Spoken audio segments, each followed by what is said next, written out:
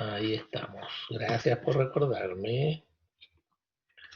19.6, inciso segundo. Ya nomás. Vamos al 19.6, inciso segundo. La libertad de conciencia, la manifestación de todas las creencias y el ejercicio libre de todos los cultos que no se opongan a la moral, a las buenas costumbres o al orden público. ¿Ya? Entonces, retomando, en el número 6, la garantía consiste en la libertad de conciencia. Nosotros dijimos en la clase pasada que la conciencia era algo más que el aspecto, digamos, netamente religioso. Es algo más que el aspecto netamente religioso. Va más allá. Tiene que ver con este aspecto interno, digamos, ¿no? Aspecto interno del fuero interno del sujeto, que puede ser modelado, que puede ser influido, que puede ser, en fin, ¿no es cierto?, determinado por elementos exteriores. El primer modelador es la familia. ¿Ya? Ahora, yendo al plano, el inciso segundo, yendo al plano eminentemente religioso, sin duda, hoy día existe libertad para que las distintas credos religiosos puedan erigir templos y sus dependencias, digamos,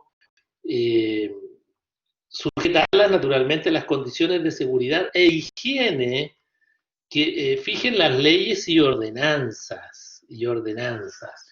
Bueno, aquí la verdad es que puede sonar un poquito raro esto de que a las iglesias y confesiones religiosas se les exija que guarden, ¿no es cierto?, la higiene, por ejemplo, ¿no? Es como un poquito extraño, pero en realidad eso tiene una explicación histórica, ¿eh?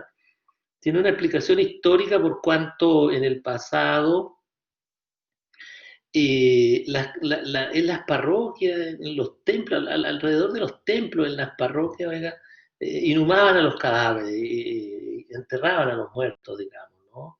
Y por lo tanto, en muchos casos, estos no quedaban bien sepultados a mucha profundidad y después se producían problemas de salud, digamos, de higiene, ¿no? Esta es la razón de por qué después se crean los cementerios, ¿eh? Los cementerios, que son lugares, camposantos, digamos, donde, que están destinados específicamente para la inhumación de cadáveres, digamos, de cadáveres. Así es que por lo tanto no era infrecuente antes, ¿no? Tiempo en la colonia, qué sé yo, que incluso a los animales anduvieran ahí, ¿no es cierto?, con huesos, qué sé yo, restos de personas, de seres humanos, digamos. Una cosa bastante como bien truculenta, ¿no? Si se quiere.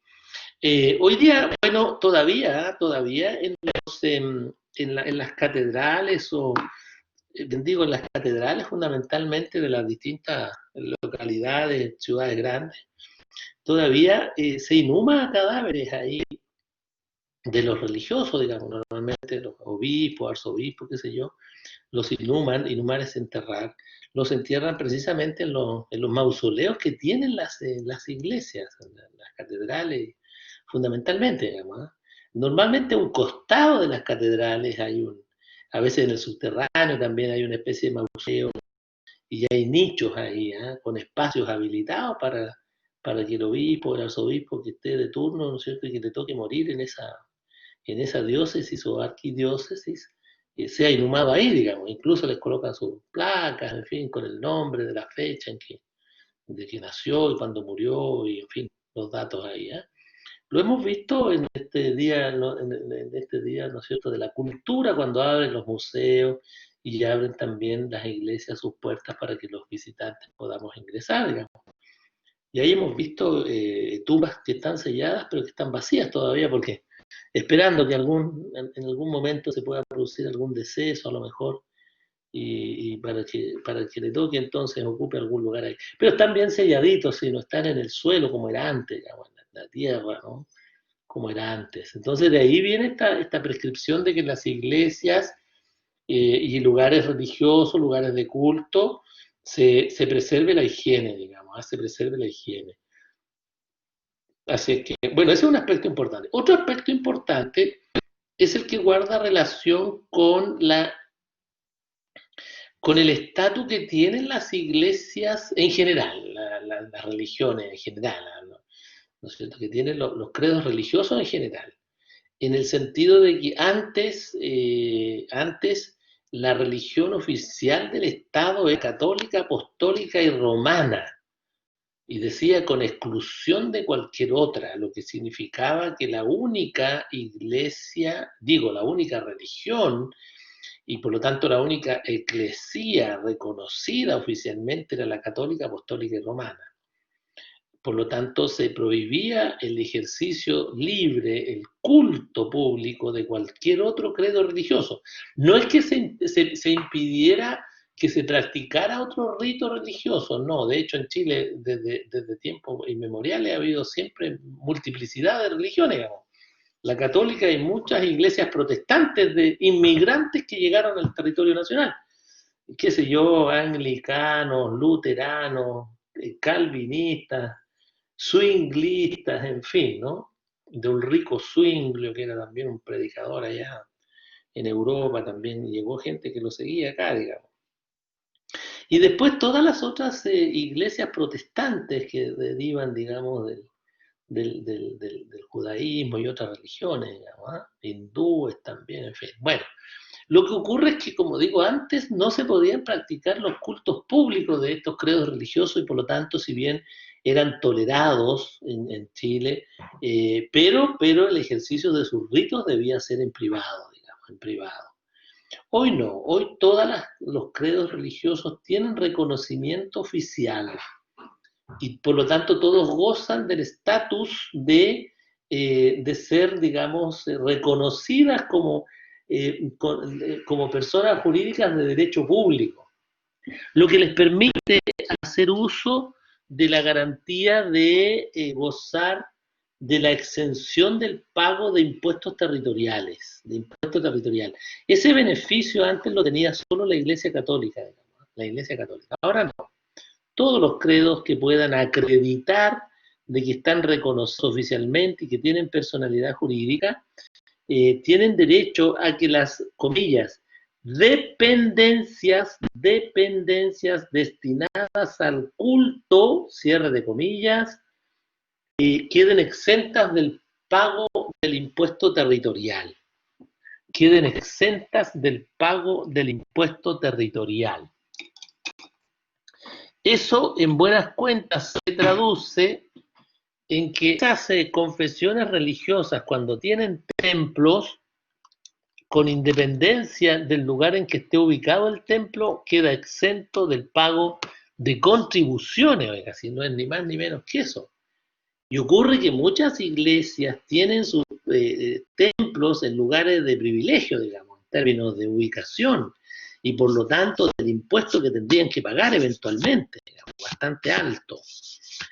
Bueno, quedan exentos, efectivamente. Entonces ahí se ha producido, sin embargo, una discusión ahí, ¿eh? ¿Cuáles son los lugares efectivamente que quedan fuera o exentos del pago del impuesto territorial?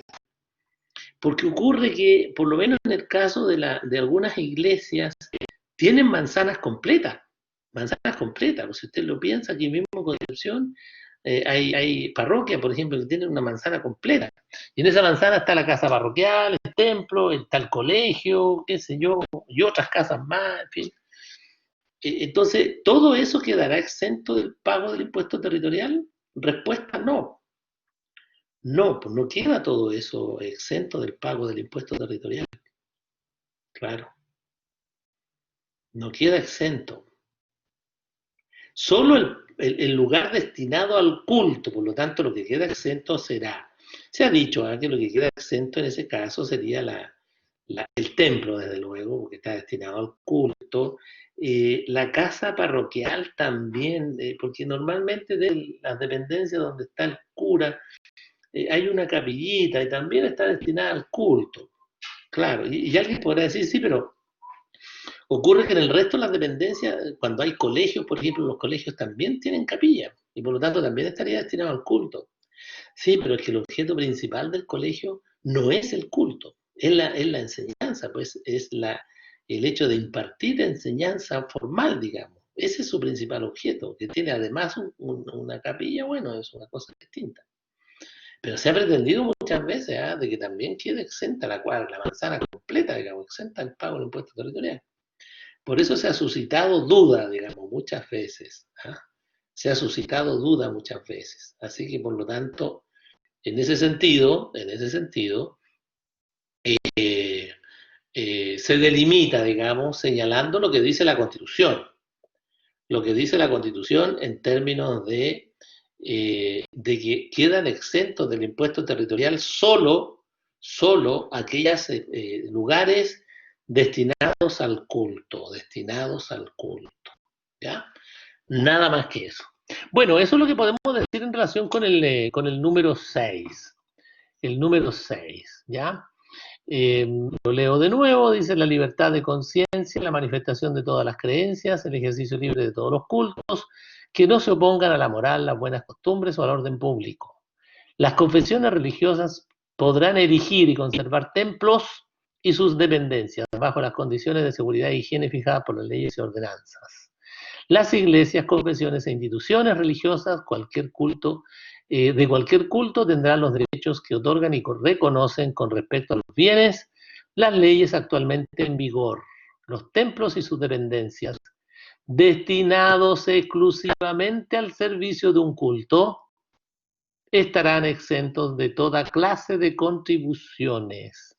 Exentos de toda clase de contribuciones. En buenas cuentas, exentos del pago del impuesto territorial.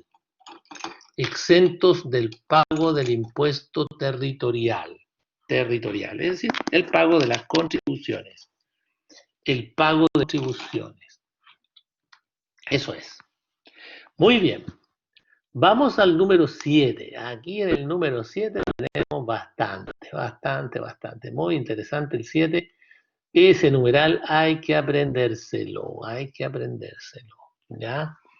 Es muy importante, digamos, muy importante. ¿Qué tenemos en el número 7? ¿Qué tenemos en el número 7? El derecho a la libertad personal y a la seguridad individual. El derecho a la libertad personal y a la seguridad individual. ¿Ya? ¿Qué tenemos ahí entonces? ¿Qué es lo garantizado? ¿Cuál es el derecho garantizado? El derecho a la libertad personal y a la seguridad individual. ¿Quién garantiza la libertad personal? El Estado. ¿Quién garantiza la seguridad individual? El Estado. El Estado. Claro. Entonces, lo interesante del numeral 7 es que está referido. Recuerden ustedes que nosotros allá en el artículo 1, inciso primero, eh, el constituyente se refiere a la libertad en términos generales. ¿No es cierto? Las personas, dicen, nacen libres e iguales en dignidad y derecho. Pero ahí, en esa expresión libres, comprende la libertad personal, la libertad religiosa, la libertad económica, la libertad de tránsito, todas las libertades que usted se puede imaginar, digamos, ¿no? Libertad de trabajo, ¿ya? De manera que acá en el 7, uno de esos aspectos es el que está considerado. Uno de esos aspectos, la libertad, ¿no es cierto?, de tránsito o libertad de locomoción, libertad de traslado también. Tiene varios nombres ahí, pero uno concreto es que en doctrina lo conocemos nosotros como libertad de tránsito. Y esto de la libertad de tránsito se refiere no a la ley de tránsito, me pasó día, que algún alumno entendió eso, digamos que me está refiriendo a la ley de tránsito, no. No sé si fue en este curso o en otro, pero me pasó el otro día, me preguntaban por la ley de tránsito, no es eso. ¿No?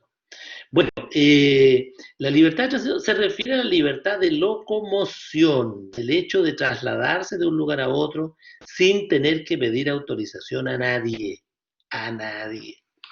Entonces, Esta libertad de tránsito comprende tres aspectos fundamentales. Uno,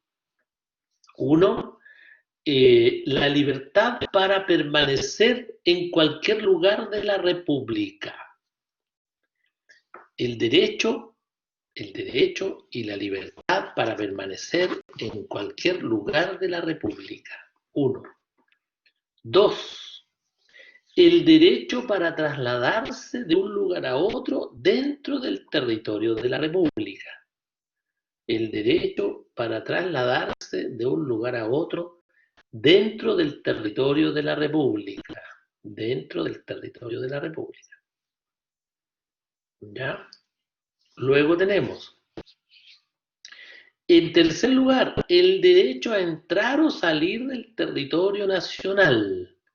El derecho de entrar o salir, del territorio nacional sin necesidad de pedir autorización ni de rendirle cuenta a nadie. Pero esto obviamente usted no lo tome como un absoluto, en el sentido de que nadie lo controle, usted sale con su pasaje, sube al avión y llega y nadie lo controla. No, respetando siempre las normas relativas al tráfico de pasajeros. Por lo tanto, lícito es que tenga que pasar por una manga con sus pertenencias, qué sé yo, que la escaneen, etcétera, etcétera. Bueno, todos esos son trámites normales para cualquier transeúnte, digamos, para cualquier transeúnte. Lo importante es que no le van a exigir, ¿no es cierto?, ninguna prevención especial, ni algún requisito especial, digamos, ¿no? Claro. Entonces usted puede entrar cumpliendo con las normas propias de policía, digamos, y de tráfico de pasajeros. No le van a exigir ninguna cosa extraordinaria, digamos, ninguna cosa extraordinaria. ¿Ya? Entonces, la libertad de tránsito comprende estos tres aspectos. Por lo tanto, la regla general es la libertad para desplazarse de un lugar a otro en cualquier lugar de la República, o para mantenerse en un lugar determinado si usted quiere, o para entrar o salir del territorio nacional. Esa es la regla general. Eso es lo normal. Eso es lo normal. Y por consiguiente, ninguna persona puede ser detenida, arrestada o puesta en prisión, sino por justa causa, que así lo acredite, que así lo amerite. Claro, que así lo acredite, que así lo amerite. Toda persona tiene derechos, los derechos que ya hemos mencionado. Y por consiguiente, nadie puede ser privado de su libertad personal, ni está restringida, sino en los casos y formas determinados por la Constitución y las leyes. Claro, nadie puede ser arrestado o detenido, sino por orden de funcionario público competente, de funcionario público expresamente facultado por la ley, y después de que dicha orden le sea intimada en forma legal. Intimada en forma legal, ¿se fija? Claro, intimada en forma legal. Nadie puede ser detenido, nadie puede ser arrestado, nadie puede ser puesto en prisión, sino en los casos y formas que determine la Constitución y las leyes. Eso no es lo normal, eso no es lo normal. ¿Se fija? Lo normal es que las personas estemos en libertad, Los casos excepcionales, bueno, aquellos en que sí se puede detener a una persona, sí se puede arrestar a una persona, o sí se puede colocar en prisión a una persona. Estudiantes de Derecho y de Derecho Constitucional específicamente, díganme ustedes, ¿cuál es la diferencia entre la detención, el arresto y la prisión? Espero respuesta. Diferencia entre la detención, el arresto y la prisión. El constituyente hace la diferencia, por lo tanto, por algo será, porque yo creo que no significan lo mismo, porque como el constituyente alude de manera distinta a cada una. ¿No? No creo que sea porque el constituyente quiere hacer un halago, digamos, alarde, perdón, un alarde y derroche de vocabulario, digamos, no. Deben tener un significado distinto tal vez. Ajá. A ver, ¿quién se atreve? ¿Quién se atreve a dar una noción de cuándo estamos en presencia de una detención, de un arresto o de una prisión?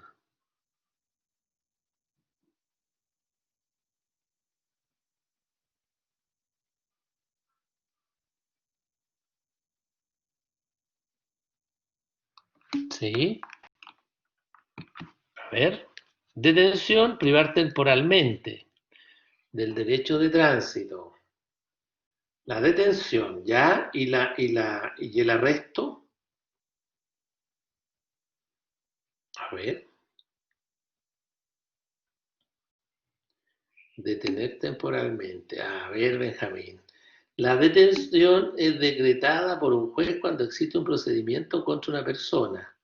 No es una sanción. El arresto es decretado por el tribunal vida de sanción alternativa cuando una persona no cumple ya por el tribunal.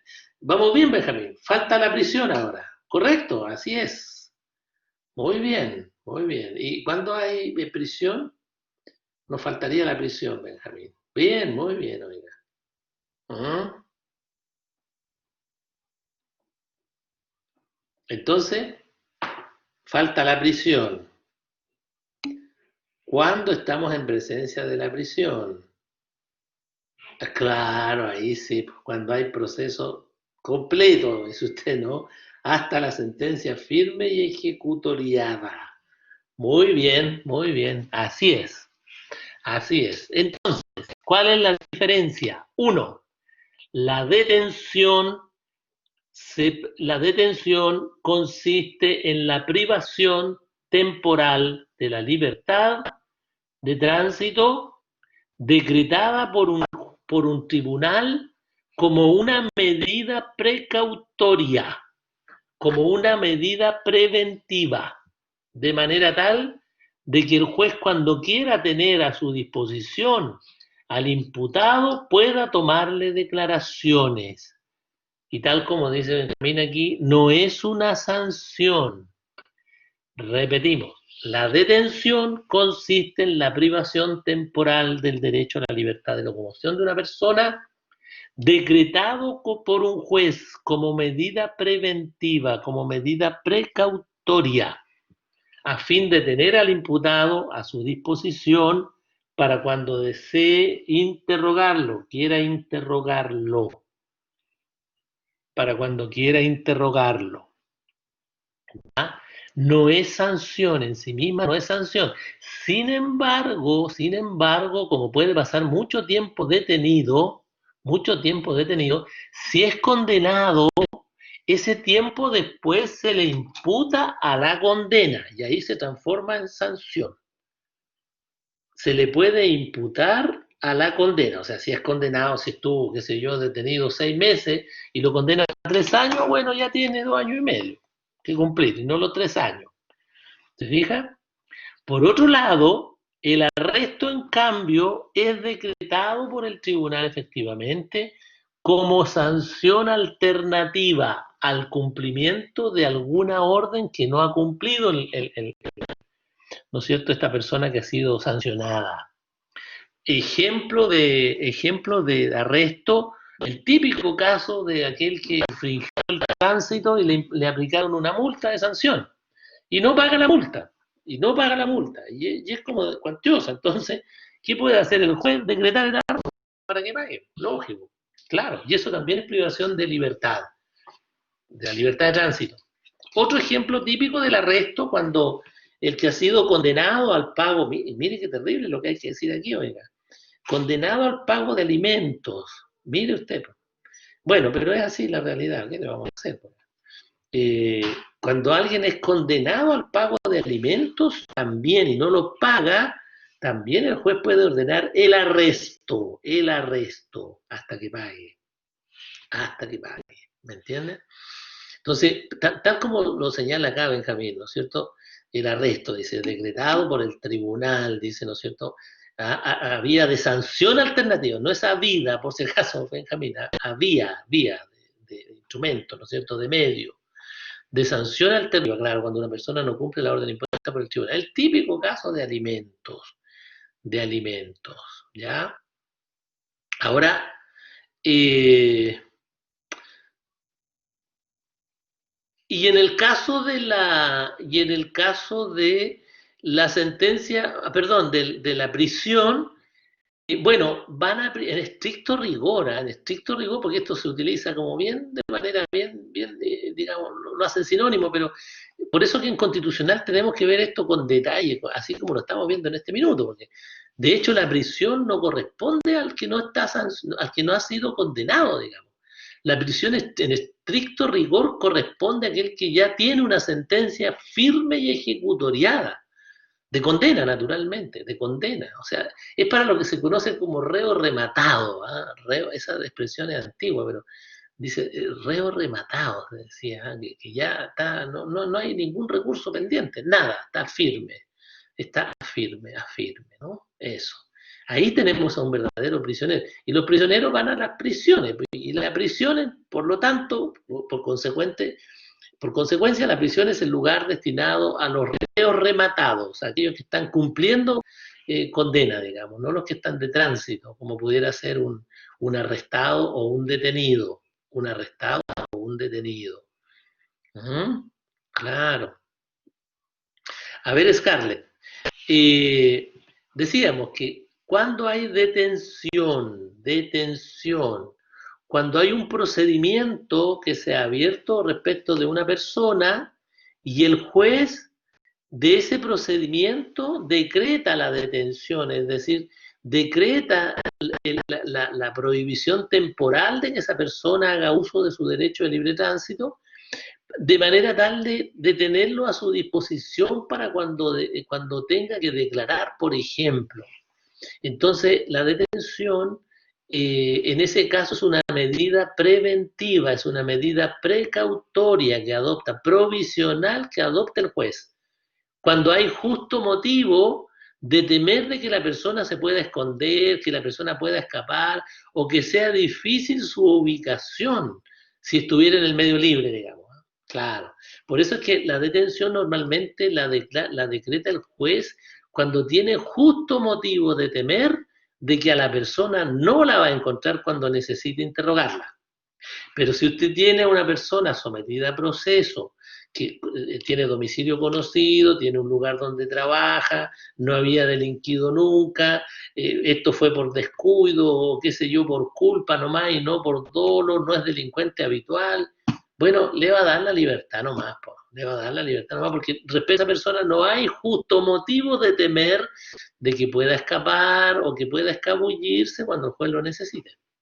Cuando el juez lo necesite. Entonces, en el fondo es una muestra de confianza esa, ¿no? De confianza, claro, claro. Esa es la detención. Entonces, siempre que se decreta detención es porque hay un procedimiento previo, un procedimiento que se está llevando adelante. Y como medida de precaución se le detiene, para que el juez cuando lo quiera interrogar, ahí lo va a tener. Y cuando hay motivo de temer de que pueda escapar, o se pueda esconder, o pueda ser remiso en el llamado que le haga la justicia.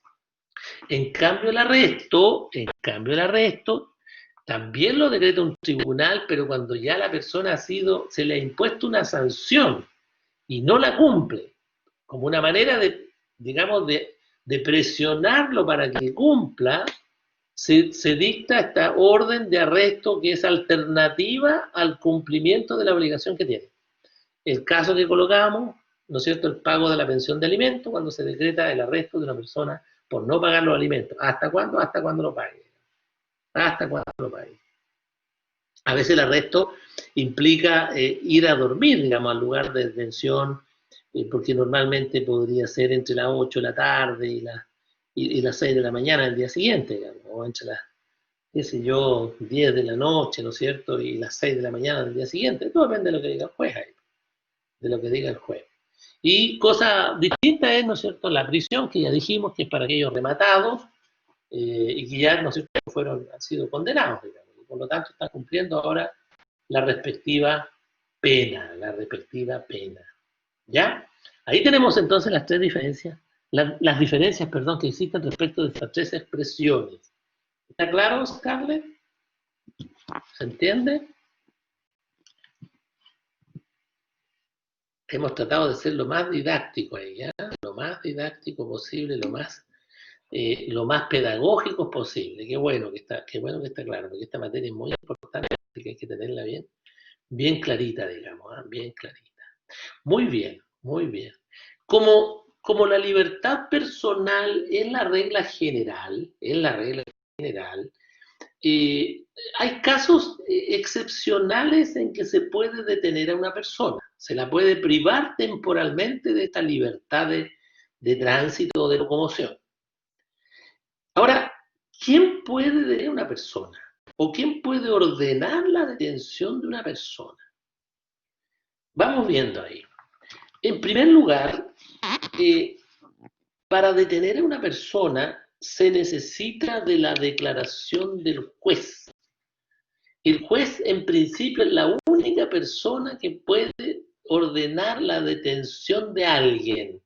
Y para no confundirnos, digamos, la privación o la restricción del derecho a la libertad de tránsito.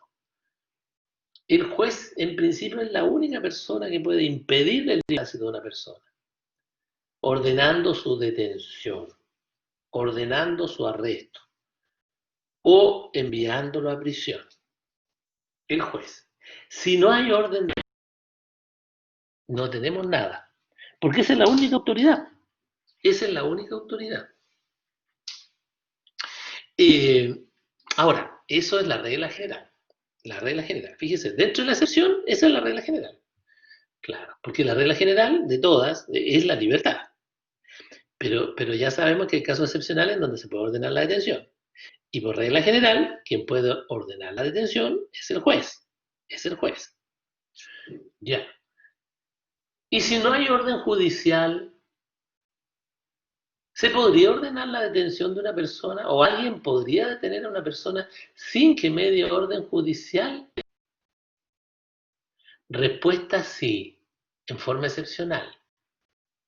¿Y cuál sería esa excepción? Ah, el caso de delito flagrante. En caso de flagrancia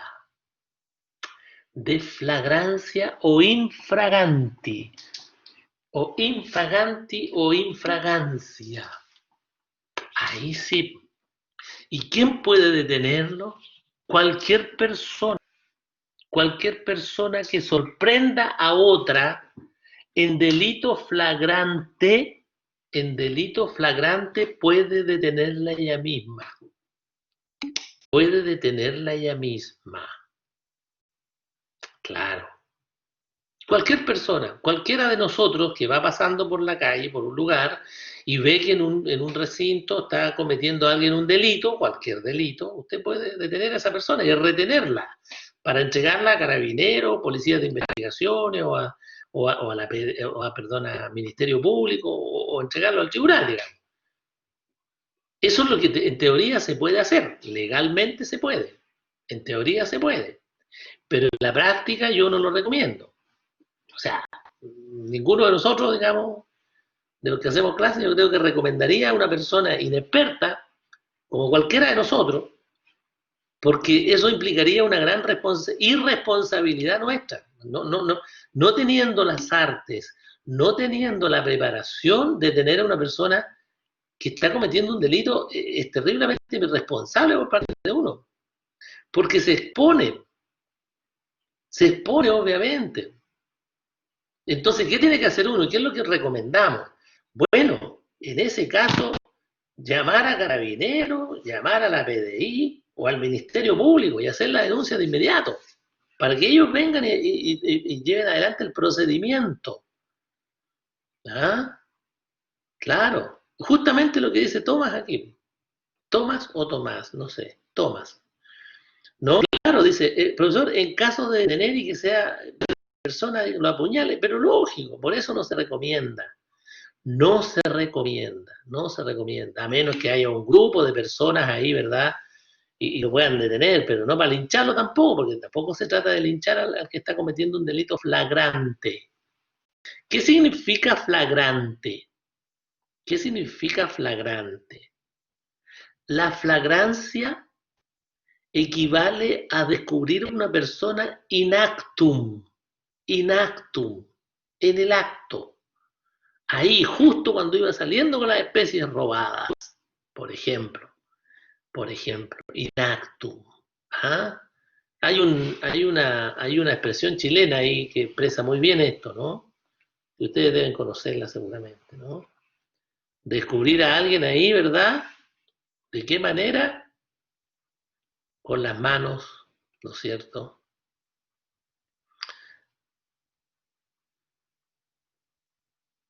Con las manos en la masa, ¿no es cierto? Eso, claro, en la masa. Claro, y no siendo panadero, digamos, ¿no? Esa es la gracia, no es panadero, digamos, así que por lo que sin embargo, pues, lo descubren, decimos nosotros los abogados y los estudiantes de Derecho también, y sobre todo Derecho Constitucional, ¿no es cierto? Infraganti, infraganti. Ahora, en este caso, fíjense, vamos a ir un poquito más allá nosotros, porque ustedes como futuros abogados tienen que saber lo que dice la doctrina sobre el delito flagrante. Fíjense, tomen nota de esto. ¿Cuándo hay, esta es pregunta digamos, de examen, ¿cuándo se entiende que hay flagrancia? La doctrina ha dicho que hay flagrancia cuando, uno, la persona del hechor es sorprendida en el acto, lo que hemos dicho hasta ahora, in actum, ahí, tal cual, ¿ah? Tal cual. Dos, también se entiende flagrancia cuando la persona es sindicada por algún testigo en el lugar inmediatamente aledaño al sitio del suceso. Cuando es indicado por un testigo como autor del hecho, ¿no es cierto?, en un lugar cercano de aquel en que se cometió el hecho punible. Tercero, cuando la persona es sorprendida en un tiempo inmediatamente siguiente a la ocurrencia del hecho. Cuando la persona es sorprendida en un tiempo inmediatamente siguiente a la ocurrencia del hecho, sindicado por alguien también como testigo allí, ¿no es cierto? Él fue hace 2 minutos atrás, estaba en la casa tanto y ahí se cometió, qué sé yo, el delito tanto. Entonces tenemos una cuestión de, primero, el que es sorprendido infragante, digamos. Segundo, el que es encontrado atiende a un elemento, material, digamos, ¿no? De carácter espacial, en las inmediaciones. En tercer lugar, se atiende al elemento temporal, es descubierto o es indicado en un tiempo inmediatamente siguiente a la ocurrencia del hecho. Tercero, cuarto, cuando la persona es sorprendida con los efectos del delito. Los efectos del delito, es decir, lo vieron saliendo que iba con el cilindro de gas. No sé por qué le encanta robar cilindros de gas. Normalmente se ve eso, ¿ah? Todavía, digamos, se ve eso, fíjese.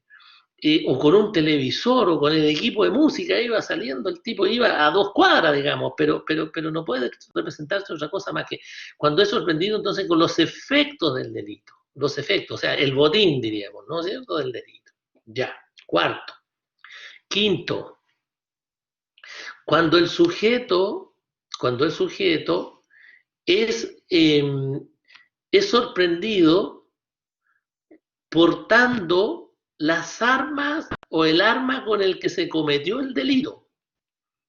Llevaba en la mano la pistola, qué sé yo, el revólver o el cuchillo con el que agredió a la persona que quedó allá herida, malherida, qué sé yo, grave. Ya es sorprendida con el arma, digamos, ¿no? O con el bate, qué sé yo, con un palo, con lo que haya sido. Ya vimos, ya, ¿no es cierto?, qué se entendía por arma, digamos, ¿no? Por arma. Claro, ¿se fija? No sé si lo mencioné, tengo la duda, a lo mejor no lo he mencionado.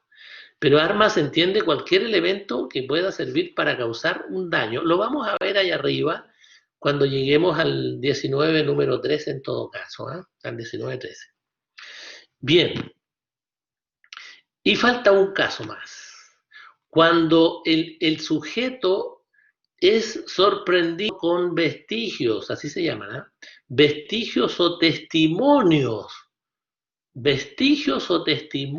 del hecho, digamos, dañino o dañoso o del delito. Por ejemplo, entre las uñas llevaba piel de la víctima, cabellos de la víctima, ¿no es cierto? O entre sus ropas, en sus ropas lleva, por ejemplo, manchas de fluidos como sangre, saliva. ¿Ah? Todo depende del delito que se haya cometido, porque hay delitos más truculentos ahí, que sé yo, como violaciones, por ejemplo, y ahí al juez le interesarán, ¿no es cierto?, todo tipo de vestigios que pueda haber en las ropas del sujeto, digamos, que cometió el hecho criminal, digamos, el hecho punible. Bueno, en todos esos casos se entiende que hay flagrancia. Fíjense que leyendo una sentencia, no hace mucho tiempo atrás, leyendo una sentencia, eh, la doctrina y los jueces, fíjense que extienden en términos de tiempo, ¿eh? En términos de tiempo extienden la flagrancia hasta 24 horas. Hasta 24 horas, lo que es bastante, diría yo, 12 horas en algunos casos y en otros 24 horas, fíjese, todavía se puede considerar flagrante, decía la sentencia. Interesante eso porque normalmente uno tiene la idea de que el tiempo inmediato, es decir, a lo menos una media hora, una hora después, 2 horas, pero en algunos casos se atiende a la mayor o menor dificultad que pueda haber para ubicar a la persona que cometió el delito, digamos, ¿no? que cometió el delito, ¿ya? Por lo tanto, siempre que haya flagrancia, cualquier persona da facultada para privar de libertad al hechor, sin perjuicio de que nosotros señalamos de que podría ser altamente riesgoso e irresponsable detener a una persona sin tener la preparación suficiente para poder hacerlo. Y hacerlo con condiciones tales de que usted no se exponga imprudentemente a un daño. Por lo tanto, lo mejor es la mejor arma que uno puede tener en ese minuto es el celular. Y llamar a la autoridad, en fin, a Carabineros, a la PDI. Por último, llamar a los guardias municipales, digamos, ¿no es cierto? No policías, sino que guardias municipales, inspectores municipales. De manera tal de que rápidamente se ubique a alguien, digamos, ¿no? Pero no por sí mismo, porque si no se arriesga en demasía, digamos, ¿no? Se arriesga en demasía. A ver, ¿qué tenemos aquí? Déjenme ver, podría explicar eso, ya lo explicamos, estamos ok.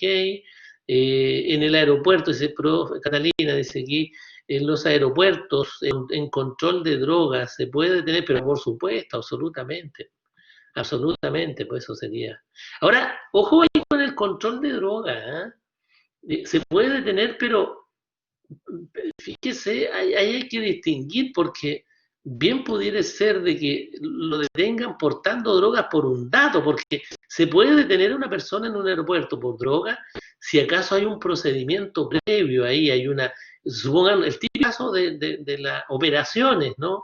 Operación, qué sé yo, Comando, Operación Águila, Operación lo que usted quiera, pero es un seguimiento que traen de meses y de pronto dicen, oye, hay un dato, esta persona viaja hoy día, qué sé yo, y hay que abordarla en el momento en que venga llegando al aeropuerto o que vaya saliendo del aeropuerto.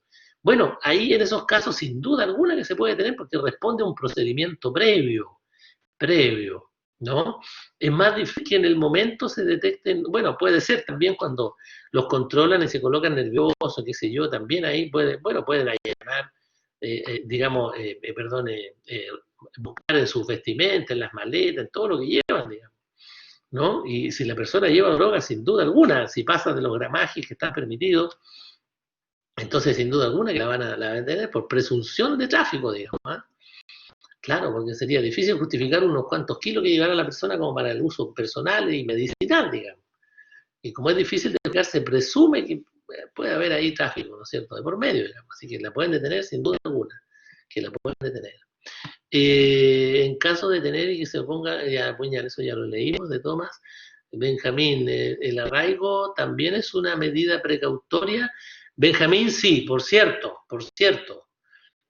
El arraigo, fíjese qué interesante eso, porque el arraigo también es una medida precautoria y también es una forma menos radical, sí, por eso no la habíamos mencionado, pero aprovechemos de señalar una notita así como al margen. Fíjese, en buenas cuentas, el arraigo también es una precautoria y también es una medida que hace excepción a la libertad de tránsito. Porque todo depende de cómo sea el arraigo.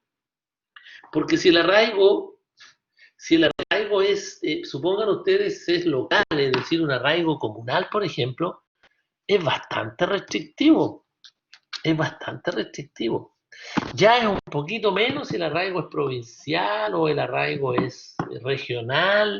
Y cuando el juez tiene menos duda de que pueda escapar, bueno, arraigo nacional, pues aquí es inversamente proporcional.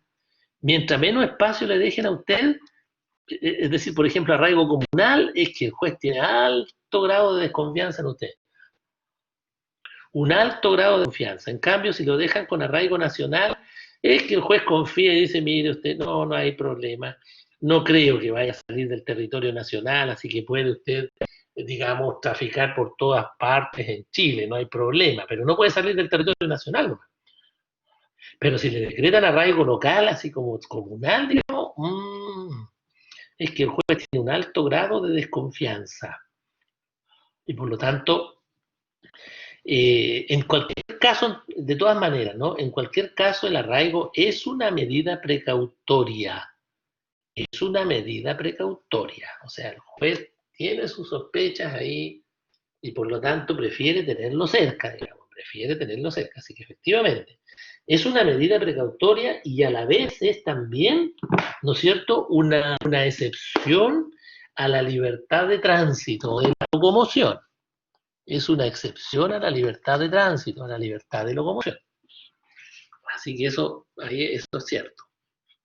Andrew decía con las manos allá, ¿no es cierto? En la masa, dijo Andrew. Tomás, si uno lo detiene y el delincuente sufre un daño, uy, ahí depende eso, ¿ah? Claro, porque si usted tiene una envergadura física, ¿no es cierto? Y es peleador de lucha libre o de pesa, y le deja caer una mano al delincuente y lo deja a medio morir ahí, bueno, habrá exceso de celo, claro, usted podría resultar perjudicado ahí, ¿ah? Es perjudicial para el que lo detiene igual, claro, lógico, porque no puede emplear una fuerza desmedida, no puede emplear una fuerza desmedida. Claro, tiene que ser proporcional como para detenerlo, digamos, ¿ah? Como para apaciguarlo un poco, pero no dejarlo ahí como listo para el hospital, digamos, o peor aún, listo para el cementerio. Digamos. Claro que podría tener consecuencias, porque una cosa no necesariamente exime de la otra. O sea, usted no podría decir, sí, pero que estaba cometiendo un delito. Claro, pero una cosa era detenerlo para ponerlo a disposición del juez y otra era, ¿no es cierto?, darle un golpe o qué sé yo, tratarlo de tal manera de dejarlo prácticamente en calidad de bulto, digamos, ¿no? Si se me permite la expresión. Así que hay que utilizar, claro, la fuerza proporcional, los medios proporcionales, porque si no puede resultar usted perjudicado ahí, ¿eh? Sí, eso hay que tener ahí algo de cuidado, digamos, algo de cuidado. Ya, muy bien, muy bien. Regla general, el juez puede ordenar la detención de una persona. El juez puede ordenar la detención de una persona. Vimos las situaciones excepcionales. Ahora, cada vez que el juez ordena la detención de una persona, esa detención debe hacerse observando el rigor que establece la ley. O sea, no se le puede detener de cualquier manera. ¿Qué tiene que hacer el que va a detener? Que se de ordinario, carabineros o investigaciones. ¿Qué puede hacer? ¿Qué debe hacer? Bueno, dirigirse naturalmente al lugar hacia donde está la persona a quien se va a detener y leerle sus derechos, indicarle cuál es la causa que se ha incoado en su contra, de qué tribunal proviene, etcétera, etcétera. Eso es lo que se llama intimarle la orden legalmente, intimación. No es intimidación, ni tampoco intimidar, es decir, como amenazar, no. Ni tampoco intimar viene de intimidad, o sea, no es que usted tenga que entrar en intimidad con el detenido, no. Intimar es hacerle saber cuáles son sus derechos y por lo tanto implica que el procedimiento tiene que ser legal.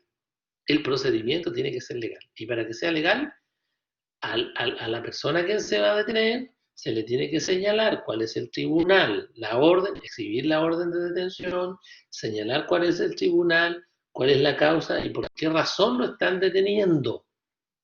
Porque si no, ¿qué puede ocurrir?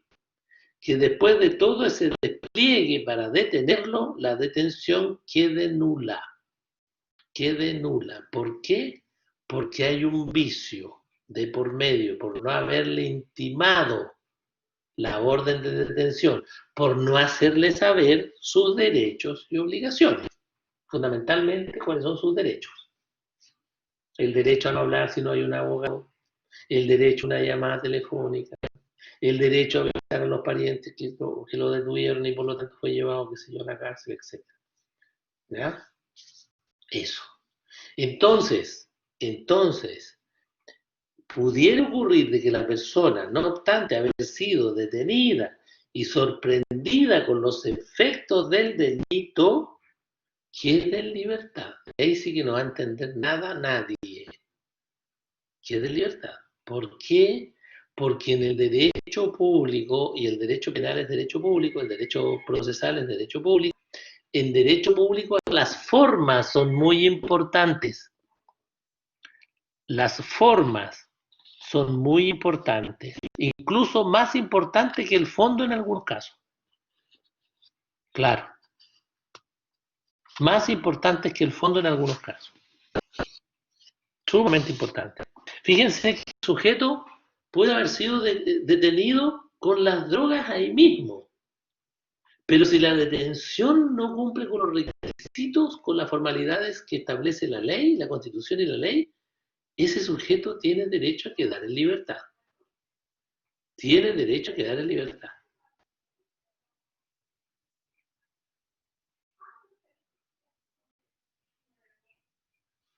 Eso es súper importante. Por eso es que las personas muchas veces nos explican, pero ¿cómo si lo encontraron en el lugar de los hechos? Y nosotros lo vimos. Y él andaba con la droga, tenía el arma con la que se disparó, qué sé yo, ¿no es cierto?, a la otra persona. ¿Y cómo lo dejaron en libertad? Bueno, el procedimiento estuvo mal hecho. El procedimiento no se ajustó a la norma, ni constitucional ni de derecho, ni de la norma legal, digamos. Y en ese caso, lamentablemente, el abogado defensor de ese, digamos, de ese infractor de ley, va a pedir naturalmente la libertad de su cliente. Va a pedir la libertad de su cliente. Claro. ¿Mm? Claro. Entonces, repito, en una detención lo más importante es observar lo que prescribe la Constitución y lo que prescribe la ley. Y de entre estas prácticas que son obligatorias, que son necesarias, está la intimación. O sea, primero debe llegar carabineros o investigaciones, identificarse, exhibir la orden de detención y explicarle a la persona que se va a detener, señalándole, ¿no es cierto?, cuál es la causa que se ha abierto en su contra, cuál es el tribunal que ha expedido la orden y a dónde lo van a llevar. Pero si llegan irrumpiendo ¿no es cierto? Las puertas, qué sé yo, rompiendo la puerta y dándolo a viva fuerza sin explicar nada, los parientes y el abogado defensor van a reclamar. Y será una cuestión de prueba, acreditar que la detención fue legítima, que la detención fue legal. Y por un lado, eso estará tratando de defenderlo el fiscal, de defender esa posición, y por el otro lado va a estar el abogado defensor. El abogado defensor. Entonces va a ser una cuestión de prueba. ¿Qué va a hacer el abogado defensor si no ocurrió lo que debió haber ocurrido en términos legales? Va a presentar un recurso de amparo ante el juez, de garantía o ante el juez oral en lo penal. Oral en lo penal. Y ahí se corre el riesgo de que el juez diga, no, efectivamente, sí, efectivamente, esta detención fue ilegal, por lo tanto, el detenido debe quedar en libertad. Debe quedar en libertad. Y por lo tanto tendrá que observarse un nuevo procedimiento. Un nuevo procedimiento. Claro, porque la anterior fue nulo. Nulo. ¿Ve usted? Ahora, ojo con lo siguiente. Si una persona es detenida por cualquier sujeto o individuo que no sea de las fuerzas de orden y de seguridad, tiene que colocar al detenido dentro de las 24 horas siguientes a disposición del juez.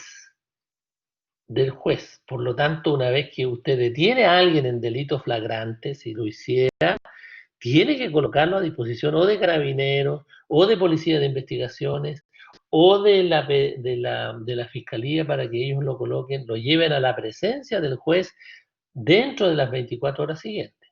Dentro de las 24 horas siguientes. Ahora, si fuera una autoridad la que ordena la detención, suponga usted un intendente, un gobernador, alcalde, qué sé yo, que ordena la detención de una persona, ahí tienen hasta 48 horas para colocarlo a disposición del juez. Para colocarlo a disposición del juez. ¿Ya? O sea, eso no significa que el alcalde va a tener una... No, no, no, llaman a carabineros o a investigaciones, pero por orden por el llamado, la solicitud, digamos, de una autoridad administrativa, como puede ser el intendente, el gobernador, un alcalde, qué sé yo, un ministro, un CEREMI, en fin. ¿Ya? Ahí, en ese caso, hay hasta 48 horas para colocar a disposición del tribunal a la persona del detenido. Ahora, el juez podrá aumentar ahí discrecionalmente se entiende así conforme a lo que establezca la ley, podrá establecer, ¿no es cierto?, el juez un aumento en la detención hasta por 5 días. Claro, el juez puede decir, no, aquí hay mérito suficiente para dejarlo detenido, así que los próximos 5 días va a estar detenido.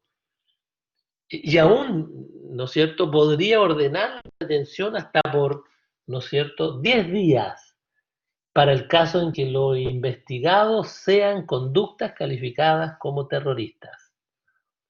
Claro, para el caso en que los investigados se traten, ¿no es cierto?, de conductas calificadas como terroristas, ¿ya? Eso es sumamente importante. Entonces, repito, cuando una persona común y corriente, como cualquiera de nosotros, detiene a un delincuente, porque está infante cometiendo un delito, entonces usted tiene hasta 24 horas para colocarlo a disposición del tribunal. Del tribunal. Si quien detiene a una persona u ordena su detención es una autoridad, como las que mencioné, alcalde, gobernador, intendente, u otra autoridad pública, un ministro, un subsecretario, qué sé yo, ordena la detención de alguien, entonces, en ese caso, tienen hasta 48 horas para colocarlo a disposición del tribunal. Una vez puesto a disposición del tribunal, este puede decretar la detención, el aumento de la detención hasta por 5 días. Y si se tratare de que, y si ocurriere que los hechos investigados tienen el carácter de conductas terroristas, esa detención puede aumentar a 10 días. 10 días. ¿Ya? 10 días. Eso ocurre entonces con la detención, con la detención. Yo creo que aquí contesté, Moira, ¿ah? ¿Cómo se verifica que el procedimiento esté bien hecho? Bueno, eso lo tiene que demostrar el fiscal por un lado, y por el otro, lo contrario dirá el abogado defensor. Es una cuestión de prueba, es una cuestión de prueba, claro. Podrían a lo mejor grabar la situación, grabar cuando el carabinero o policía de investigación le estaba leyendo los derechos al detenido, por ejemplo. Y en algunos pasajes de la detención, para no grabarlo completo, digamos, naturalmente, los pasajes más importantes de la detención, dejarlo registrado, digamos, en un teléfono celular, se puede registrar ahí para dar testimonio de que la detención se hizo conforme a derecho y que no quede sujeto a la versión del abogado defensor ni del hechor, digamos, ni del hechor. Claro, exactamente. Ujú. Muy bien. Ahí Constanza me imagino que se entendió, ¿no? Me imagino que se entendió lo que estábamos explicando. Ya, pues muy bien, muy bien. Vamos entonces, sigamos. Esto está muy interesante. Como pueden ver ustedes, el artículo... Ah, aquí hay un aspecto bien importante en relación con este numeral. Con este numeral. Quiero que me digan lo siguiente. ¿Yo podría recurrir de protección si acaso hay una detención contraria a la ley, contraria a la Constitución y a la ley? Tengo esa duda. ¿Podríamos recurrir de protección? A ver, quiero que me contesten, por favor. Tómense ahí el tiempo que sea necesario, unos minutitos ahí para que lo veamos. Se me ocurre a mí que podríamos interponer una acción de protección, fíjese, para mejorar esto. ¿Se podría o no? La pregunta es, ¿se puede deducir una acción de protección para un recurso de protección, digamos? ¿Podría en el fondo el detenido, el detenido, no vamos a decir delincuente porque todavía no sabemos si cometió un delito o una falta, ¿podría el detenido interponer un recurso de protección? En este caso, por la detención, digamos, ilegal, no por otra cosa, por la detención ilegal. Constanza dice que sí. ¿Están contestes los demás? ¿Sí? ¿Están de acuerdo los demás 29 alumnos?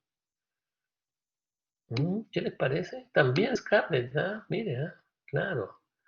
Por una violación de derechos. No, no, no, si aquí la detención fue ilegal, digamos. No, no, no nos metamos más ya, Andrew. Sí, no, no, no, no. ¿Mm? ¿Qué les parece? Uno dice que no, Anaí dice que no. Yo creo que sí, dice. ¿Quién dijo eso? Andrew. El recurso de amparo, dice Anaí. Y entonces no podríamos deducir el de protección. Mire, aquí alguien de los que ha estado contestando está en lo correcto, pero como no sabemos quién es, hagamos lo siguiente. Vámonos al artículo, bueno, estamos claros, 19, número 7, ahí estamos. Vámonos ahora al artículo 20, inciso primero. Artículo 20, no 19, número 20, artículo 20. ¿Qué tenemos en el artículo 20? ¿Alguien que me diga? Bueno, vayan a sus constituciones y díganme qué hay en el artículo 20. Y luego se van al artículo 20, inciso primero. A ver.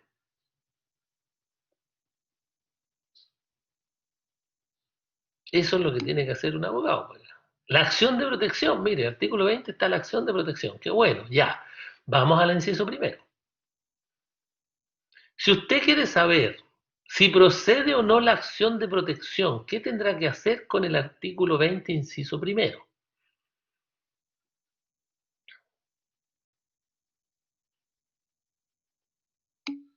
Mm, ya, podrá ocurrir por sí o por cualquiera su nombre, la violación respectiva la que adoptará de inmediato. No, pero eso viene, no, pues, el inciso primero. El que por causa de actos o omisiones arbitrarios o ilegales sufra privación, etcétera, etcétera. ¿Ya? Inciso primero.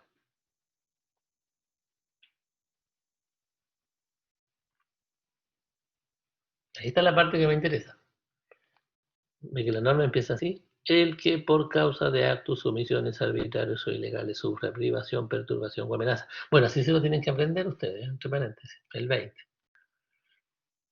Privación, perturbación o amenaza en el legítimo ejercicio, en fin, etcétera, etcétera, etcétera. Y ahí empieza a decir algo que es importante. Fíjense, el artículo 20 establece cuáles son los numerales que están amparados por la protección. ¿Ya? ¿Y está el 7 o no? No está, pues. No está.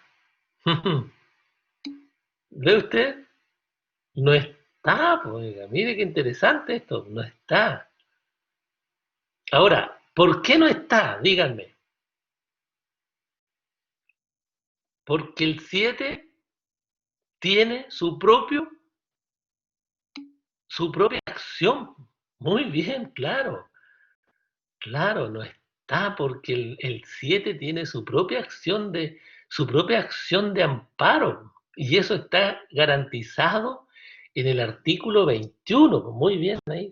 Claro. Yo lo más que contestaron ahí. Ahí está, pues, ve usted que conocer la ley es una cosa muy interesante y estudiar derecho mejor todavía. Claro, pues entonces imagínense, si usted no asiste a esta clase y el día de mañana es abogado o abogada, uy, aquí perderían, pero como en la guerra, pues, por falta de información, pues, no, aquí podemos deducir una acción de protección, no, no, no, vamos de protección de inmediato. Y, ¿no es cierto? Y sale uno un poquito más acucioso y que y escuchó las explicaciones. No, un momentito, si aquí estamos en el 19 número 7 y ese tiene su propia protección con el amparo del 21. Claro, ahí está, ¿ves? Muy, muy interesante. Entonces, ustedes en sus constituciones ahí naturalmente coloquen al lado del 19 número 7, artículo 21. Y al lado del artículo 21, coloque artículo 19 número 7. 19 número 7. ¿Ya? Así se estudia derecho constitucional. Así se estudia derecho constitucional. Ya, muy bien. Vamos a quedar hasta ahí, vamos a quedar hasta ahí. Por aquí hay alguien que está muy preocupado de la materia que va a entrar en la prueba, oiga. No sé dónde está por aquí alguien, ¿eh? Mejor que ni me entere quién es, porque está más preocupado de la materia que va a entrar en la prueba que de la materia que estamos pasando acá. Eh, la materia para la prueba es hasta las clases de la semana pasada. Estas clases no entran en el primer certamen, por si acaso, para su tranquilidad. Pero es una tranquilidad bastante temporal, porque esto va a entrar después en el certamen 2, digamos, que tiene un porcentaje mayor que este primero, así que en el fondo hay que estudiarse la materia igual nomás. Pero para su tranquilidad, va a ser hasta la clase de la semana pasada. Es una prueba, es una prueba, es una prueba. Eh, 19.5, sí, 19.5, hasta ahí vimos, creo. Sí, porque hoy día terminamos el 6, claro, hasta el 19.5, ¿sí? Que está relacionado con el 4, así que hasta ahí. Hasta ahí, ojo, lo que no significa que necesariamente lo vaya a preguntar. A lo mejor no pregunto nada del 19, eso nunca lo van a saber, pero se tienen que estudiar la materia. Pero por lo menos para que en la materia de esta semana, como le digo, por ahora, dedíquenle tiempo, ahora, para venir a clase. Yo veo pocos alumnos aquí, son 29, son mucho más de 29. Así que estudien harto nomás, no olviden, el capítulo 1 es de la esencia, así que por lo tanto, ponerle mucho empeño ahí.